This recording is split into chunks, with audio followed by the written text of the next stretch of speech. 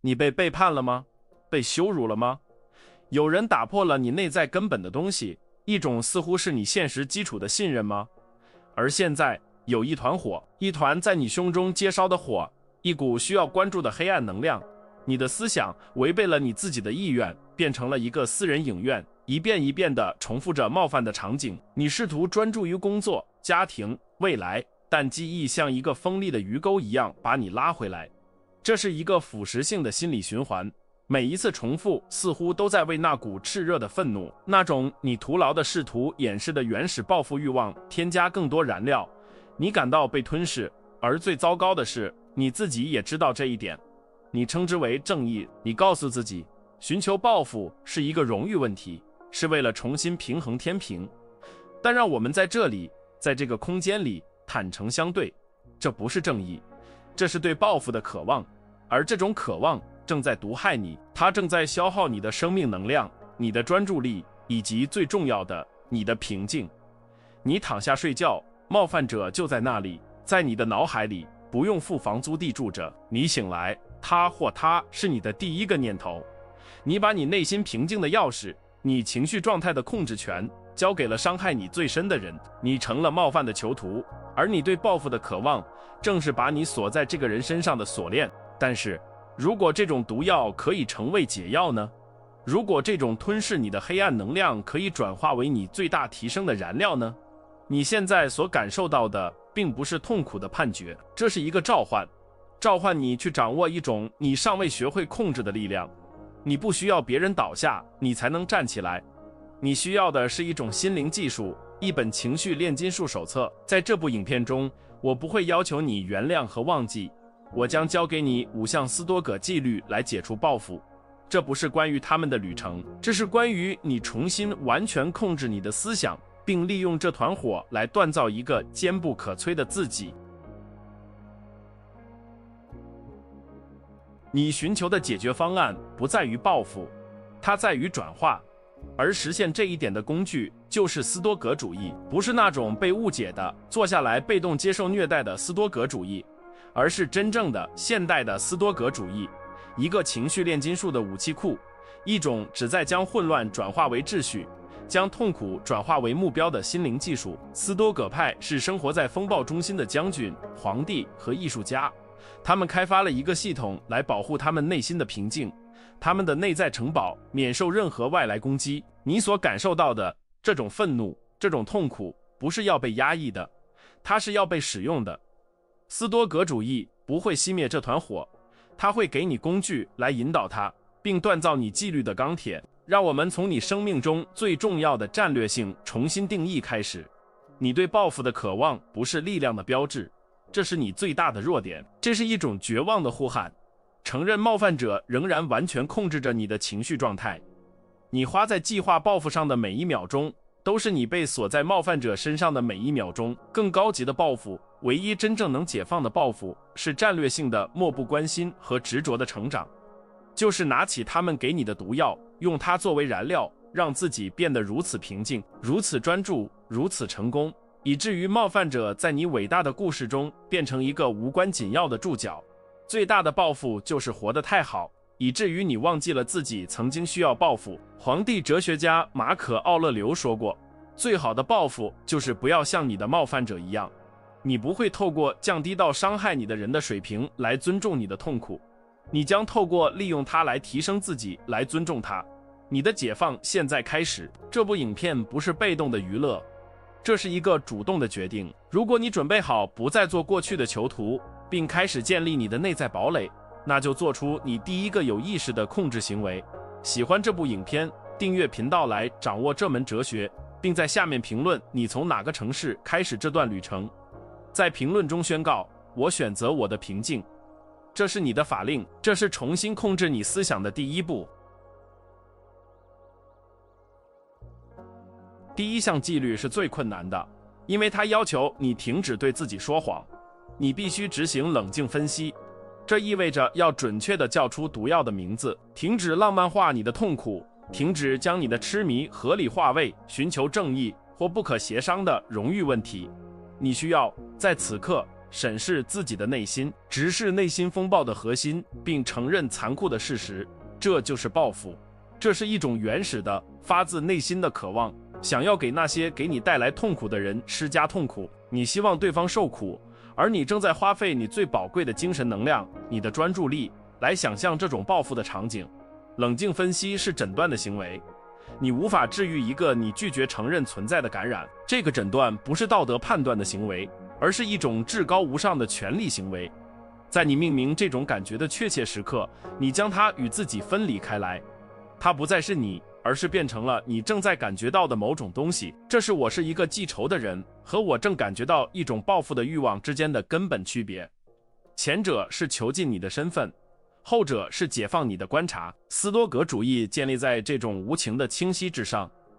你必须像科学家透过防护玻璃观察挥发性物质一样观察你自己的情绪。你承认，是的，它在这里，它有毒，它正在毒害我。只有透过这种残酷诚实的承认，你才能停止成为毒药的受害者，并开始成为将要分析它的炼金术士。但为什么这如此令人难以置信的困难？因为承认这是纯粹的报复会让我们感到渺小，它让我们感到原始，而我们文明的思想，我们的社会自我，讨厌这个不方便的真相。成为一个寻求正义的公正受害者，远比仅仅是另一个被仇恨吞噬的人类要高尚得多，也更具电影效果。内心的冲突在于，你的一部分想要紧抓着这种愤怒，这种愤怒给你一种虚假但强烈的目的感，它给你能量。早上醒来去恨一个人，不幸的是，比早上醒来面对必须建立自己平静、自己意义的空虚要容易。报复变成了一种情感拐杖。你大脑的自然倾向是反刍思考，而反刍思考给了我们一种危险的控制错觉。透过在脑海中重温冒犯，并在精神上计划报复，你感觉自己正在做点什么，但你没有。你只是在加深自己大脑中痛苦的神经沟槽，你实际上是在训练你的大脑成为痛苦专家，使其在感觉糟糕方面更有效率。你的大脑已经对愤怒的化学物质上瘾，对这种报复欲望每天释放的皮质醇和肾上腺素混合物上瘾。你被困在一个神经反馈回路中，因此放弃报复感觉就像戒掉一种强效药物，会有戒断反应，你会感到脆弱、暴露。此外，冲突不仅是内在的，它也是社会性的。社会经常认可报复，只要它被伪装成算账或失意的正义。电影、书籍和我们的文化都将报复视为一种力量的行为来庆祝。我们被巧妙地教导，放手就是软弱。你害怕一旦放下这种愤怒，你就是在向你的冒犯者以及世界发送一个讯息，即他们所做的是可以接受的。你害怕被视为傻瓜，你需要明白，并且现在就明白，你不是为了他们这样做，你不是为了世界这样做，你是为了你自己这样做。真正的力量不在于向他人证明什么，而在于不惜一切代价保护你自己的思想。让我们使用核心比喻，你的思想是一座堡垒，你的内在城堡。当你被冒犯时，就像一个敌人越过你的城墙，射了一支燃烧的箭，箭落在了中央庭院，并引发了火灾。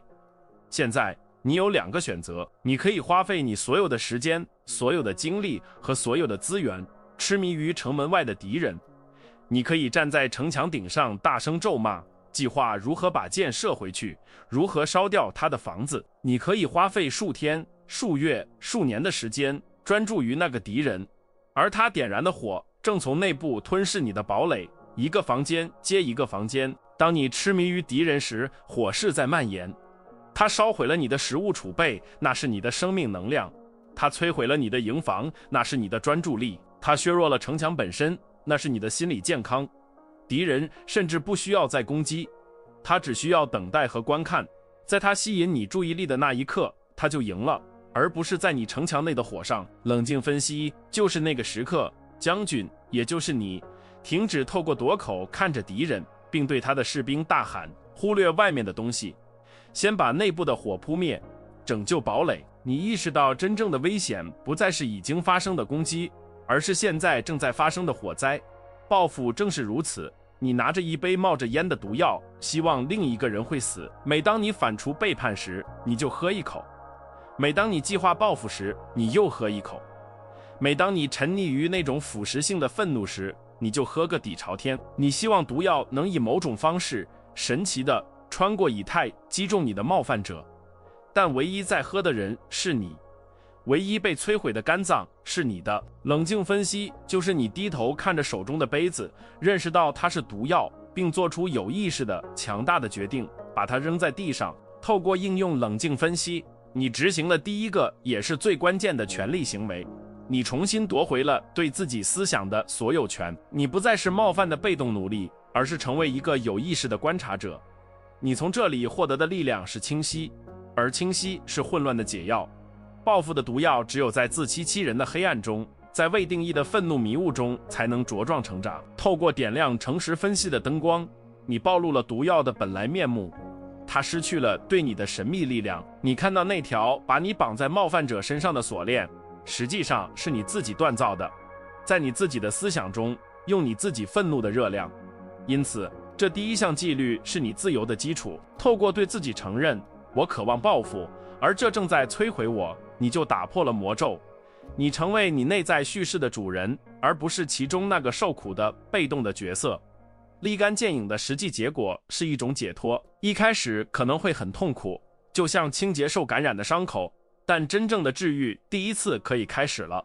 你不再与阴影或鬼魂战斗，你已经识别了内在的敌人，而敌人不是你的冒犯者，敌人是你自己无法控制的报复欲望。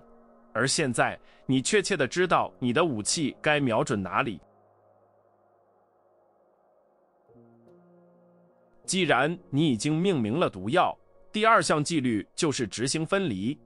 这是外科手术式的切割。你需要理解艾比克泰德这位从奴隶变成的哲学家，他最大的教训困扰我们的不是事件，而是我们对事件的判断。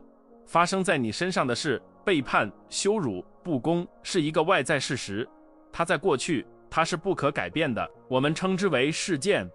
但是你对报复的渴望，你的愤怒，你持续的痛苦，这是你正在告诉自己关于该事件的内在故事。这就是判断，事件超出了你的控制，判断100%在你的控制之内。你的痛苦不是来自他们做了什么，它来自你的诠释，即他们所做的仍然有能力摧毁你。分离的行为是你在精神上，在事件和判断之间插入一个刚歇的时刻。你在你思想的沙滩上划出一条清晰的界限，一边是我被背叛了，这是一个事实，冷酷、客观、过去式；另一边是我的生活因此被毁了，我是一个受害者，直到他们付出代价，我才会有平静。这是判断，这是一种选择。你已经练习这个判断太久了，以至于它变成了自动的一种条件反射。分离的纪律就是有意识地停止这种反射的行为，是在不添加判断的毒药的情况下看待事件。事件只是一个数据，一条资讯。从这一秒开始，你将如何处理这条资讯是唯一重要的事情。这里的内心冲突是巨大的，因为你的痛苦似乎与事件密不可分。你的大脑会尖叫，我怎么能没有这种感觉？你没看到他们做了什么吗？我们的身份常常与我们的伤口融合在一起。成为那个被不公正对待的人，给了你一个故事，一个叙述。放下这个叙述是可怕的，因为还剩下什么？剩下你独自一人，有责任创造自己的平静，没有责怪他人的借口。这很困难，因为判断无论多么痛苦都是熟悉的。愤怒是一个已知的领域，另一方面，平静需要持续的努力、警惕，以及最可怕的，对你内在状态的完全责任。你宁愿正确而痛苦，也不愿放下判断而获得自由。分离是困难的，因为你的自我以冒犯喂食。自我喜欢有一个敌人，因为这给了他一个清晰的定义。我是好人，他是坏人。这种简单性令人安慰。放弃判断意味着放弃这种舒适的戏剧，这意味着你必须面对世界的冷漠和你自己的幸福不依赖于惩罚他人的复杂性。这是对你受伤的虚荣心的直接打击。你希望宇宙承认你的痛苦，而你的判断是你试图强迫这种承认。放手似乎是在否定你自己的痛苦，好像你在说这没什么大不了的，但事实并非如此。你不是在否认事件，你只是拒绝被它定义。斯多葛派所练习的是客观陈述。马可·奥勒留晚上会在他的日记中写作剥离事件的情感判断。如果他被一位将军背叛，他不会写那个不忠的叛徒毁了我的战役，他会写某将军违反了先前的协议，战役现在面临新的障碍。看到区别了吗？前者是瘫痪性的，充满了情感毒药，后者是需要新行动的战术诊断。你必须做同样的事。那个人没有毁了你的生活，他或他执行了一个导致你情况发生变化的行动。现在你需要一个新计划，而不是更多的反刍思考。让我们回到堡垒的比喻，事件是穿过城墙的燃烧之箭，它击中了庭院，这是一个事实。判断是你对那支箭的反应。你本可以有一队士兵，你纪律严明的思想立即跑过去，隔离火势并将其扑灭，损害将是最小的、可控的，堡垒将继续运作，但你所做的却不同。你陷入了恐慌，你在庭院里跑来跑去，大喊：我们完蛋了，这支箭太可怕了，敌人太强大了，我们永远无法恢复了。你的尖叫，你的判断，让你自己的士兵停止灭火，转而聆听你的绝望。你的恐慌让火势蔓延开来，不是因为最初的箭有多么强大，而是因为你对他的反应是混乱的。想象一下克劳迪奥，一个在生意上被他最好朋友背叛的人。事件，朋友抢走了一个重要客户，克劳迪奥的自动判断：我的事业完了，我不能相信任何人，我的生活是一个骗局，我必须摧毁它。几个月来，克劳迪奥活在这个判断中，他停止了开发新客户，他的健康恶化，他与家人疏远，他痴迷于如何揭发那个朋友，他被判断瘫痪了。现在想象克劳迪奥应用分离，他看着事件，朋友甲抢走了客户乙，事实，他分离判断，并用冷静分析取而代之。这暴露了我的合约安全上的一个漏洞和我客户基础上的一个弱点。这很痛苦，但这是一条资讯。透过这种分离，克劳迪奥的能量瞬间改变了。他不再专注于朋友过去的不可控的，而是专注于他的行动现在的可控的。他利用愤怒的能量，不是去摧毁朋友，而是去加固他的生意。他重写了他的合约，他多样化了他的客户开发，他加倍努力工作。1年后，他的生意比以往任何时候都更强大，因为他把背叛当作了一个残酷诚实的关于他系统脆弱性的反馈，而不是一个瘫痪性的个人戏剧。他没有否认背叛的痛苦，但他拒绝让他决定他未来的行动。他切断了将他绑在朋友行为上的情感锁链。你从分离中获得的力量是空间，你在刺激冒犯和你的反应之间创造了一个宝贵的精神空间。维克多·弗兰克，一位大屠杀幸存者，说过，在刺激和反应之间有一个空间，在那个空间里是我们选择反应的力量，在我们的反应中蕴藏着我们的成长和我们的自由。分离就是创造那个空间。你不再是一个被动的自动机器，一个被冒犯击中并失控反弹的台球，你成为了玩家。你看着冒犯击中你，你停下来，呼吸，客观地分析事件，然后你冷静而从容地选择你将如何回应。在总结这一点时，你必须明白，这是人类自由的核心纪律。你无法控制别人做什么，人们会背叛、撒谎并恶意行事，这是宇宙的常态。期待世界公平是永恒痛苦的秘诀。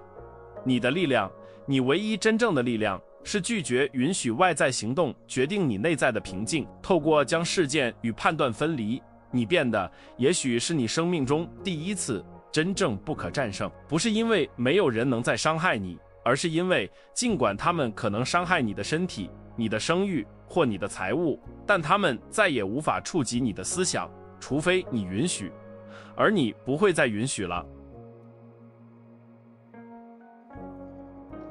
凭借冷静分析的清晰和分离创造的空间，我们来到第3项纪律：转化。这是斯多葛炼金术的核心。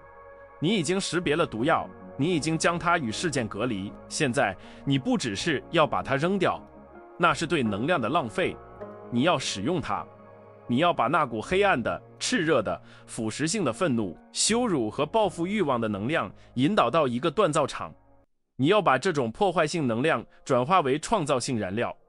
愤怒是一种强大的能量，大多数人要么被它烧毁，要么用它去烧毁别人。斯多葛派则用它来锻造自己的纪律和建立自己的帝国。你必须停止把你的愤怒看作一个问题，而开始把它看作一种资源。这是一份原始的礼物。想象一下，这股能量就像一条凶猛的河流，正在淹没你的土地并摧毁你的庄稼。通常的反应是诅咒这条河，报复者的反应是试图改变河道，去淹没敌人的村庄。这个努力很可能会让自己在这个过程中淹死。智者炼金术士的反应是不同的，他看着水的力量，心想我要建造一座水坝，我要建造涡轮机。他不否认河流的力量，他尊重它，遏制它，并引导它来发电。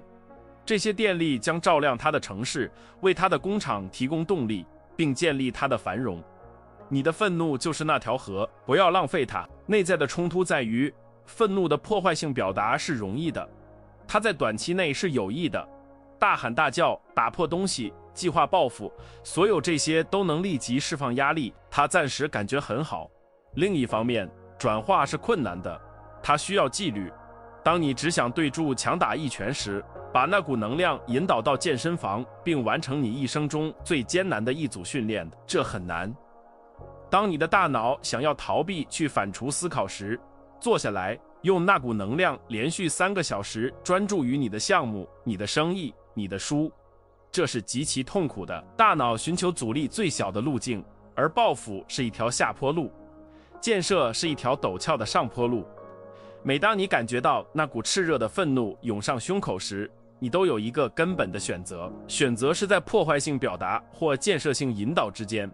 破坏性表达是当你把那股能量向外扔，说冒犯者的闲话，计划报复，情绪爆发，这会削弱你，使你成为自己反应性的奴隶，并让你被困在冒犯者身上。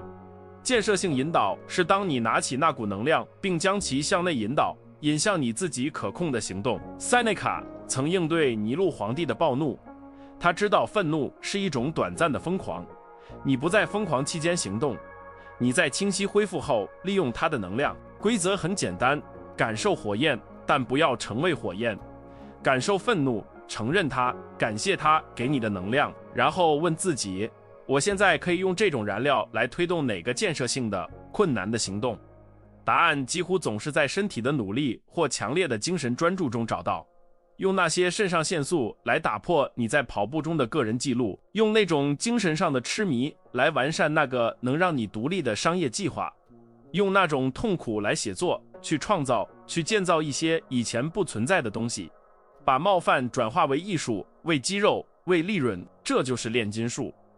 锻造的比喻是最准确的。你愤怒的火焰是必要的热量，你的纪律是锤子，你的意志是铁针，而你的品格，你的未来是粗钢。大多数人把钢扔进火里就走开了，希望能有好事发生，但钢只是融化了，消失了。其他人拿起热钢，把它扔进水里，造出了一种易碎的金属。炼金术大师，自己平静的建筑师，知道这个过程。他将热钢感受愤怒，他把它放在铁针上，做出有意识的决定，然后他捶打它，施加有纪律的努力。他把它进入水中冷却练习分离，然后重复这个过程，一次又一次。这种重复转化过程的结果是一把刀刃的诞生，一把锋利的、有弹性的、完美平衡的刀刃。这就是你的新品格。你不再是一块粗铁，对命运的任何捶打都做出反应。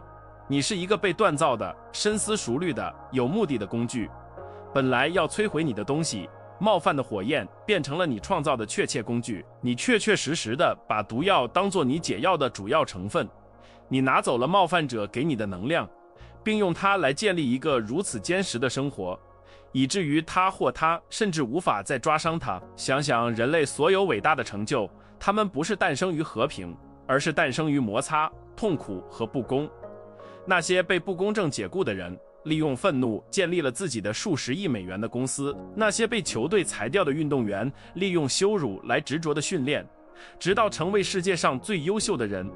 他们没有浪费火焰，他们没有让火焰烧毁他们，他们引导了他。你现在正站在同样的选择面前，你手中握着一份可怕的礼物，一个纯粹而易变的能量来源。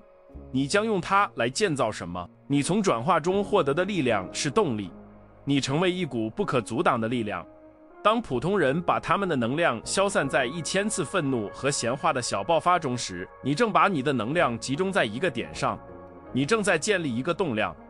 每一次你把愤怒引向工作，你都在为你成功的飞轮增加更多重量。一开始很难推动它，但很快惯性本身就开始为你工作。你变得更专注，更有纪律，更强大。愤怒成为你秘密的盟友，是推动你超越平庸轨道的火箭燃料。透过掌握这项纪律，你有效地使冒犯变得无关紧要。那个本想瘫痪你的冒犯者，讽刺地成了你最大的赞助商。他或他给了你旅程所需的高薪完值燃料，你不再需要他或他道歉，你不再需要他或他受苦。你用他或他给你的能量建立起来的成功，就是你需要的所有了结。你的胜利不在于他或他的倒下，而在于你自己不可否认的崛起。你把生命中最糟糕的毒药变成了你最强大的力量补品。我们来到第4项纪律，这是你策略的顶峰，更高级的报复。这种报复是什么？是主动的漠不关心。大多数人把漠不关心与被动或软弱混为一谈，他们认为漠不关心就是假装什么都没发生，那是压抑，是无用的。斯多葛派的漠不关心，主动的漠不关心，恰恰相反，这是一种有意识的、积极的行为。如此强烈的专注于你自己的生活、你自己的使命、你自己的建设，以至于冒犯者和冒犯事件在字面上不再占据精神空间。他们没有被原谅，他们被遗忘了，他们不是被积极的忽视，他们是真正的变得无关紧要。普通的报复是以眼还眼，他把你置于与冒犯者相同的水平，你降低自己去玩他或他的游戏，使用他或他的规则。更高级的报复，正如马可·奥勒留所说，是不要像你的冒犯者一样，这是拒绝玩这个游戏，这是要明白你能给一个试图摧毁你的人最大的侮辱，就是过一种繁荣、平静和幸福的生活，就好像他或他从未存在过一样。你的成功成为他或他微不足道的最终证明，你的平静成为他或他未能击垮你的沉默见证。你不需要对他或他做任何事，你只需要为你自己做一切事。这里的内心冲突在于，这听起来不公平。你的原始面，你受伤的自我，呼唤着公开的清算。他希望冒犯者知道你赢了，他希望冒犯者受苦。主动的漠不关心似乎太平淡了。你想要对抗的戏剧性，电影中你说最后一句话的场景，但斯多葛派明白的是，透过寻求那个场景，你仍然在赋予冒犯者权利，你仍然需要他或他的反应来验证你的胜利。真正的胜利，绝对的胜利，是当你真正不再关心他或他的反应，他或他的痛苦，甚至他或他的存在时。想想这个，哪个更强大？花费数年时间计划打倒你的敌人，并最终看到他倒下，这项努力花费了你的平静和你的专注力。环视在你的生活中，从现在起的2-3年后，达到这样一个点，你如此专注于你的新项目，如此与你的家人和睦相处，你的身体如此健康，以至于有一天有人提到你冒犯者的名字，而你感觉什么都没有。你感觉到一种模糊的认识，就像一部老电影的记忆，但没有情感负担，没有愤怒，没有痛苦，只是一个中性的空白。这就是力量，这就是自由。你的神经系统甚至不再将那个人识别为威胁或相关因素。这种漠不关心是主动的，因为它需要努力。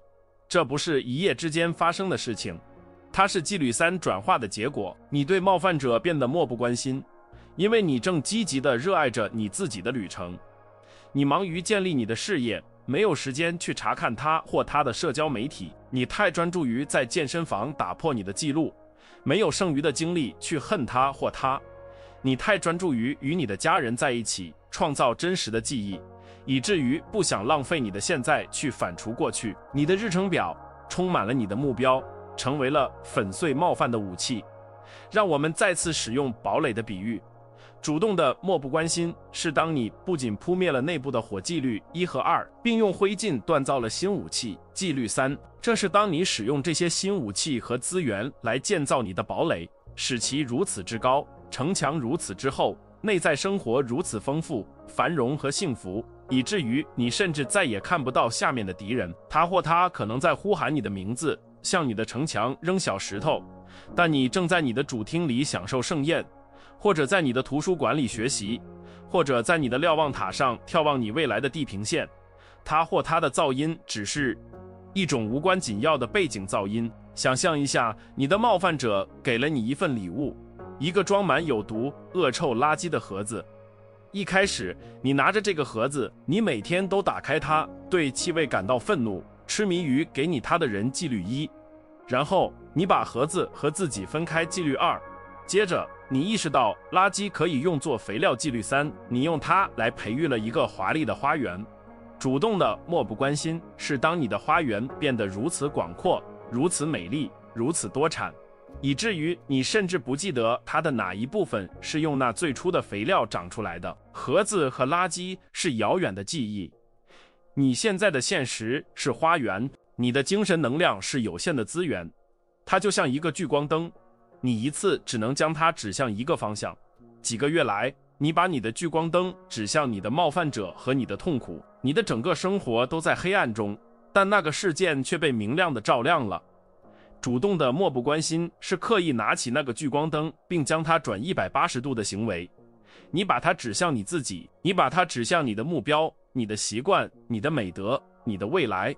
一开始，冒犯者仍然会在阴影中，在你的余光里，但是当你走向你自己目标的光芒时，他或她完全消失在你身后的黑暗中。你不恨他或他，你只是再也看不到他或他。你从更高级的报复中获得的力量是绝对的自由，这是最后一条锁链的断裂。普通的报复仍然让你被锁在你的冒犯者身上，就像2个人被锁链锁在一起，在井底争吵，谁能占上风。主动的漠不关心是打破你自己的锁链，建造一个梯子，独自爬出井底的行为。你把他或他留在下面，他或他不再是你的问题。你不希望他或他遭遇不幸，你对他或他没有任何期望。你自由了，你的平静不再依赖于正义、他或他的忏悔或任何外在的结果。你的平静是你的，因为是你建造了它。透过应用这项纪律，你完成了从囚徒到大师的旅程。你意识到赢得报复游戏的唯一方法就是拒绝玩。你繁荣的生活，你平静的思想和你不可动摇的专注力是唯一重要的答案。冒犯者想要一场决斗，不要出现，让他或他一个人在战场上对着风大喊，而你在另一个地方建立你的遗产。这就是斯多葛诸神所赞赏的报复，不是摧毁敌人，而是你自己崇高的漠不关心的提升。最后，我们来到第5项纪律，这个行动封印了你的自由，最终法令。这是许多人称之为宽恕的时刻，但斯多葛式的宽恕与传统的宽恕截然不同。传统的宽恕通常是关于冒犯者的，我赦免你的罪，这是一种道德行为。坦白说，你可能觉得他或他不配得到，你也许是对的。斯多葛式的宽恕，最终法令与他们无关。这不是关于赦免他们，这是关于解放自己。这是一个纯粹务实的行为，而且矛盾的是纯粹自私的。你宽恕不是因为他们值得宽恕，而是因为你值得平静。最终法令是你的情感独立宣言，这是你低头看着地上断裂的锁链，那条把你和冒犯者绑在一起的锁链，那条你用前4项纪律亲手打破的锁链，然后你有意识的决定永远不再捡起它的时刻。这是放下你受害者身份最后残余的行为。你不再是那个被背叛的家伙，你是建筑师，你是炼金术士，你是你堡垒的主人。最终法令就是你亲自盖章并签署你自己的解放文件，你宣布自己免除了仇恨的义务、记忆的义务、在乎的义务。这里的内心冲突是最深的，但是如果我完全放手，如果我宽恕了，这不就意味着他们赢了吗？这不就意味着他们所做的是可以的吗？这是自我的最终陷阱。自我混淆了放手与批准。你不是在批准他们所做的，他们所做的是错的，是卑鄙的，是软弱的，这是一个事实，但你正在放下你对那个事实的执着。你正在决定那个事实将不再在你的思想中占有哪怕1平方公尺的空间。他们的行为是时间中的一个片刻，你持续的痛苦是现在的一个选择。最终法令是停止受苦的选择。压抑愤怒，拒绝宽恕，就像手里握着一块炙热的煤炭，等待合适的时机把它扔回你的敌人。你等啊等啊，唯一被烧到见骨的手是你自己的。最终法令仅仅是张开手的行为。你放下煤炭，不是因为敌人不应该被烧伤，而是因为你应该停止烧伤你自己的手。你应该用那只手去建造，去触摸，去生活，而不是瘫痪的抓着一块旧日的痛苦。平静是奖赏，而他要求你放下武器，想象一个战俘终于被释放了，营地的门打开了，他可以回家了。但是他没有离开，而是决定在门外搭个帐篷，只是为了每天醒来看着抓捕他的人并憎恨他们。他是自由的，但他并不是，他仍然被锁在他痛苦的地方，被抓捕他的人所定义。怨恨就是这样，你已经透过转化和漠不关心获得了自由，但你拒绝回家，你拒绝前进。最终法令是收拾你的帐篷，背对战俘营，走向你的未来，不再回头的行为。你没有忘记教训，教训已经在你身上锻造，教训让你更强大，更明智，更有弹性。你保留了智慧，但抛弃了情感上的痛苦。这就像一台电脑归档了一个损坏的文件，你不会把它保留在你的桌面上，每天打开它来让自己沮丧。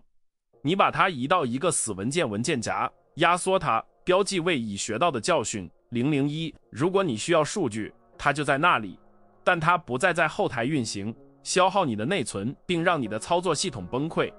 你可以自由地运行新程序了。这种解放的行为正是塞内卡在谈论愤怒时的意思。他认为他付出的代价高于他的价值，维持你仇恨的代价是你的心灵平静，你的专注力，你的幸福，你的健康。为了让一场已经结束的戏剧继续上演，这是一个高的离谱的代价。最终法令是一项成本效益分析，你意识到维持怨恨的成本远远超过任何感知到的好处，然后就像一个聪明的投资者，你止损了，你卖掉了那个有毒的股票，即使是亏本，因为你知道持有那个资产正是让你破产的原因。你从最终法令中获得的力量是轻松，是平静，是精神的宁静。这是那个时刻很久以来第一次。你早上醒来，你的第一个念头不是关于他们，你的第一个念头是关于你的一天，你的咖啡、阳光，你的工作。你重新夺回了你最高贵的精神空间，你的早晨，痴迷消失了，剩下的是一片广阔的开放空间，一种你多年未曾感受到的平静。你变得自给自足，你不需要别人的倒下来感到胜利，你的胜利是内在的，绝对的，沉默的。这项法令不需要对任何人说，这不是一个仪式，这是一个无声的内在决定，就是你现在告诉你自己，结束了，我自由了，已发生的就发生了。重要的是我现在做什么，这是报复之旅真正的终点。它不是以一场爆炸结束，而是以一声叹息，解脱的叹息，一个囚徒终于看到开阔天空的叹息。你不再被发生在你身上的事所定义，你被你选择成为的样子所定义。透过封印这项法令，你完成了炼金术，你拿走了背叛和愤怒的粗铅，并透过一项又一项纪律将它转化为斯多葛平静的纯金。你不再是那个被火焰吞噬的普通人，你是情绪炼金术的大师，是你自己不可动摇堡垒的建筑师。冒犯不再是一个开放的伤口，它是一个疤痕，而一个疤痕不是软弱的标志，它是一个信号，表明你确实受过伤。是的，但你痊愈了，而且你痊愈得更强壮了。我们今天走过的路并不容易，它要求你面对你痛苦中最黑暗的部分，要求你停止对自己说谎，并为你自己的平静承担起彻底的责任。你学会了分析毒药，将事实与虚构分离，将火焰转化为燃料，达到更高级的漠不关心，并最终用你的最终法令解放自己。你不再是开始这部影片时的那个人，被过去束缚，被愤怒吞噬。你现在是建筑师，你有地图，你有工具，你有力量选择你的回应，堡垒掌握在你手中。这不是结束，这是你日常练习的开始。你受到考验，生活会给你新的冒犯，新的风暴，你旧的反应性思维会试图重新掌控。